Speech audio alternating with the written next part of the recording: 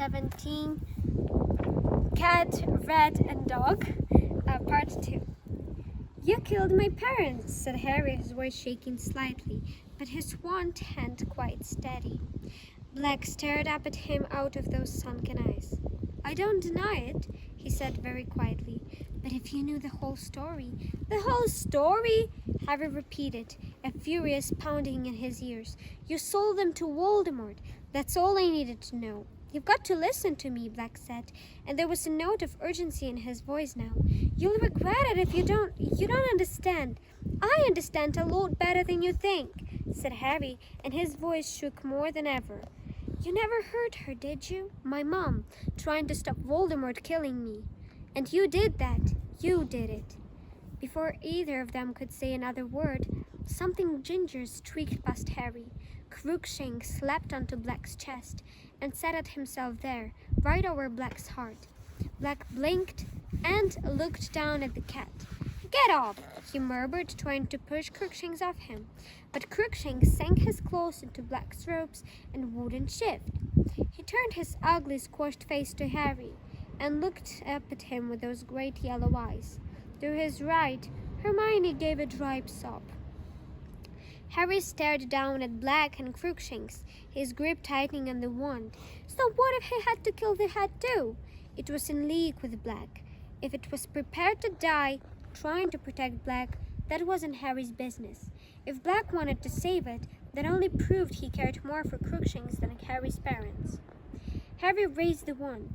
Now was the moment to do it. Now was the moment to avenge his mother and father. He was going to kill Black. He had to kill Black. This was his chance. The seconds lengthened, and still Harry stood frozen there, wand poised, Black staring up at him, Crookshanks on his chest. Ron's racked breathing came from the bed. Hermione was quite silent, and then came a new sound. Muffled footsteps were echoing up through the floor. Someone was moving downstairs. We're up here, Hermione screamed suddenly. We're up here, Sirius Black, quick! Black made a startled movement that almost disabled Crookshanks. Harry gripped his wand convulsively. Do it now, he said with a voice in his head. But the footsteps were thundering up the stairs, and Harry still hadn't done it. The door of the room burst open in a shower of red sparks, and Harry wheeled around as Professor Lupin came hurtling into the room, his face bloodless, his wand raised and steady. His eyes flicked over Ron, lying on the floor, over Hermione, covering next to the door, to Harry, standing there with his wand covering Black, and then to Black himself, crumpled and bleeding at Harry's feet. Expelliarmus! Lupin shouted. Harry's wand flew once more out of his hand, so did the two Hermione was holding. Lupin called them all deftly, then moved into the room, staring at Black, who still had Crookshanks lying protectively across his chest. Harry stood there, feeling suddenly empty. He hadn't done it. His nerve had failed him. Black was going to be handed back to the Dementors. Then Lupin spoke, in an odd voice, a voice that shook with some suppressed emotion. Where is he, Sirius? Harry looked quickly at Lupin. He didn't understand what Lupin meant. Who was Lupin talking about? He turned to look at Black again.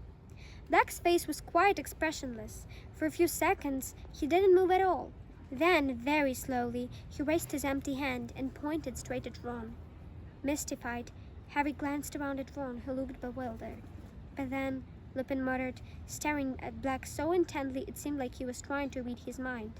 Why hasn't he shown himself before now? Unless... Lupin's eyes suddenly widened, as though he was seeing something beyond Black, something none of the rest could see. Unless he was the one. Unless you switched without telling me? Very slowly, his sunken gaze never leaving Lupin's face, Black nodded. Professor Lupin, Harry interrupted loudly, was going... But he never finished the question, because what he saw made his voice die in his throat. Lupin was lowering his wand. Next moment, he had walked into Black's side, seized his hand, pulled him to his feet so that Crookshanks fell on the floor, and embraced Blake like a brother. Harry felt as though the bottom had dropped out of his stomach. I don't believe it, Hermione screamed. Lupin let go of Black and turned to her. She had raised herself off the floor and was pointing at Lupin wild-eyed. You... Hermione, you and him. Hermione, calm down. I didn't tell anyone, Hermione shrieked. I've been covering up to you. Hermione, listen to me, please, Lupin shouted. I can explain. Harry could feel himself shaking, not with fear, but with a fresh wave of fury. I trusted you, he shouted at Lupin, his voice wavering out of control. And all the time you've been his friend. You're wrong, said Lupin. I haven't been serious friend for 12 years, but I am now. Let me explain.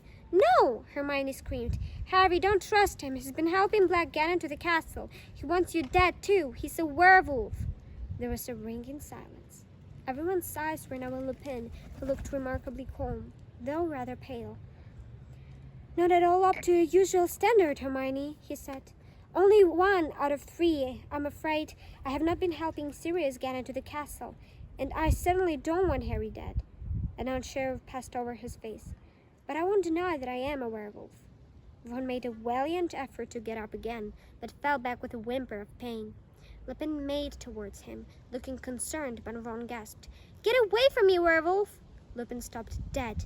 Then, with an obvious effort, he turned to Hermione and said, How long have you known? Ages, Hermione whispered. Since I did Professor Snape's essay. He'll be delighted, said Lupin coolly. He said that essay hoping someone would realize that my symptoms met. Did you check the lunar chart and realize that I was always ill in the full moon? Or did you realize that the bugger changed into the moon when it saw me? Both, Hermione said quietly. Lupin forced a laugh. You're the cleverest witch of your age I've ever met, Hermione. I'm not, Hermione whispered. If I'd been a bit clever, I'd have told everyone what you are. But they already know, said Lupin. At least the staff do. Dumbledore heard you when he knew you were a werewolf? Rona gasped. Is he mad? Some of the staff thought so, said Lupin. He had to work very hard to convince certain teachers that I'm trustworthy. And he was wrong, Harry yelled. You've been helping him all the time. He was pointing at Black, who had crossed to the 4-poster bed and sunk onto it, his face hidden in one shaking hand. Crookshanks leaped up beside him and stepped onto his lap, purring. Ron edged away from both of them, dragging his leg. I have not been helping Sirius, said Lupin. If you'll give me a chance, I'll explain. Look. He separated Harry, Ron, and Hermione's wands and threw each back to its owner. Harry caught his, stunned. There, said Lupin, sticking his own wand back into his belt. You're armed, we're not. Now will you listen? Harry didn't know what to think. Was it a trick? If you haven't been helping him, he said with a furious glance at Black. How did you know he was there? The map, said Lupin. The murder's map. I was in my office examining it. You know how to work it? Harry said suspiciously. Of course I know how to work it, said Lupin, waving his hand impatiently. I helped write it. I'm Mooney. That was my friend's nickname for me at school. You wrote? The important thing is, I was watching it carefully this evening because I had an idea that you, Ron, and Hermione might try and sneak out of the castle to visit Hagrid before his hippogriff was executed. And I was right, wasn't I?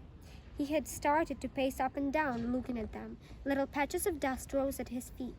You might have been wearing your father's old cloak, Harry. How'd you know about the cloak? The number of times I saw James disappearing under it, said Lupin, waving an impatient hand again. The point is, even if you're wearing an invisibility cloak, you show up on the murder's map. I watched you cross the grounds and enter Hagrid's hut. 20 minutes later, you left Hagrid and set off back towards the castle, but you were now accompanied by somebody else. What? Said Harry. No, we weren't. I couldn't believe my eyes, said Lupin, still pacing and ignoring Harry's interruption. I thought the map must be malfunctioning. How could he be with you? No one was with us, said Harry, and then I saw another dot, moving fast towards you, labeled Sirius Black. I saw him collide with you. I watched as he pulled 2 of you into the Whomping Willow. One of us, Ron said angrily. No, Ron, said Lupin, 2 of you. He had stopped his pacing, his eyes moving over to Ron. Do you think I could have a look at the rat? He said evenly. What? Said Ron. That Scabrous got to do with it. Everything, said Lupin. Could I see him, please? Ron hesitated, then put a hand inside his robes. Scabrous emerged, thrashing desperately. Ron had to seize his long bald tail to stop him escaping. Crookshanks stood up on Black's lap and made a soft hissing noise. Lupin moved closer to Ron. He seemed to be holding his breath as he gazed intently at Scabrous. What? Ron said again, holding Scabrous close to him, looking scared. What's my rat got to do with anything? That's not a rat, croaked Sirius Black suddenly. What do you mean? Of course he is a rat. No, he's not, said Lupin quietly. He's a wizard. An animagus, said Beck, by the name of Peter Pettigrew.